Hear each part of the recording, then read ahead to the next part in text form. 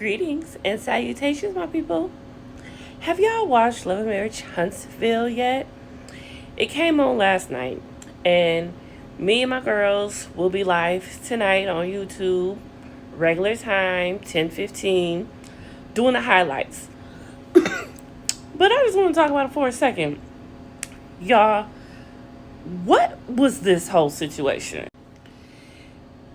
First of all, Stormy was me and probably a lot of us during this scene.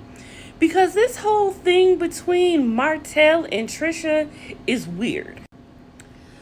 Weird. So when he comes in, first of all, it seemed like a whole entire setup situation because I'm trying to understand why Stormy had flowers leading up to basically the living room where Trisha was. Okay, so her and Trisha was kicking it, talking, chilling before Martell rode up in there. And when he rode up in there, he rode up and introduced himself. And you can tell it was weird right off base because when he introduced himself, you know Martell is a businessman and he knows how, he has manners and knows what to do. So when you introduce yourself, you're usually looking someone straight in their eye, firm handshake, all of that. None of that was happening during this scene. And I'm just saying to myself, the weirdness is weirding, okay? So when he sits down, Trisha's looking like, because she wondering, why are you introducing yourself to me when you know me?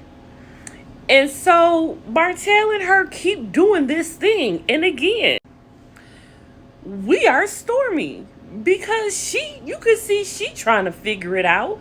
I'm trying to figure it out. Trish looked like she trying to figure it out. And Martell looked like he trying to lie and cover up something. And then he act like he really didn't know this woman. Like,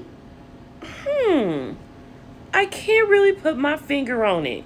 Now, once Martell left and they was done playing and that whole crazy weird scene was over, Stormy asked, what was that? Y'all weird. And she said, let him know that, I used to know his brother Montez more than Martell. And then Stormy was like, okay, well, that's all I need to know.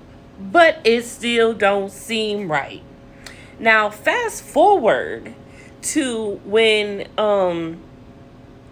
Kenny is having the conversation with Trish when Trisha, don't want to say Trish if she don't like that, but she ran down the scenario to him and whatnot, and even he had a side eye. Like, you need to clear that up because it make it seem like I did something, I dated or something. And Martell being Martell, we know. Because remember, when they were he brung up another person's name. I got it in my notes. I'll bring it up tonight on the live. But he brung up another woman's name. And he was like, must have been before or after her. But then he says, let's not bring up the timeline. Why we can't bring up the timeline, Martell? Could the timeline match up with when you were with someone else? Maybe Mel. We ain't gonna go there with your ass right now with that, okay? But this whole weird situation between Martell and Trisha is really weird. And Kenny feels the same way. Stormy feels the same way. So I'm just wondering. And so Kenny, he has a birthday dinner for Trisha.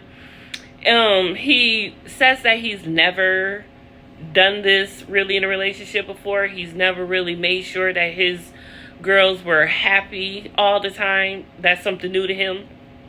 So he gets her this beautiful dinner put together, whatever, and they're talking. And that's when everything was brung up. But it was also brung up the fact of her and her ex-husband. Now, we know we have a long way to go still on learning everything about the husband for as much as she is going to allow us to know through the storyline. We'll get to it. We only episode 5 into the new season. Mind you, Carlos loves to take the season and break it off into 2.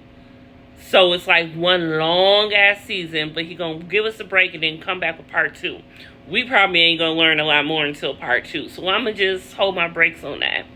We need to know what's going on between her and Trisha Martell first before we get to your ex-husband. Because now you got this new husband you trying to get, and he trying to be your husband. But you say you scared. He's scared because he don't want to put himself off. First of all, I can't look at Martell, and I know y'all don't want to either. Let me see. There we go. Because I didn't get no picture of them at the dinner, and I should have.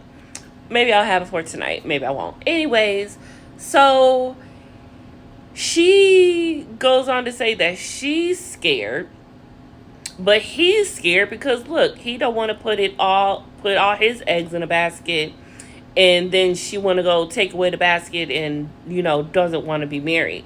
She keeps saying that she does want to marry him, so forth and so on, but she is still married to her husband, her estranged husband. And at first, that wasn't even a talk about it. But now they talk about it, but it still doesn't get nowhere. All I know is I'm trying to marry my new man, my man. And I'm in love. I'm not holding nothing up. I'm going to hurry up and sign those papers with the quickest thing I've ever did. So, what's really the story behind that? But also this episode, it started off with the continuance of Moses and Destiny talking.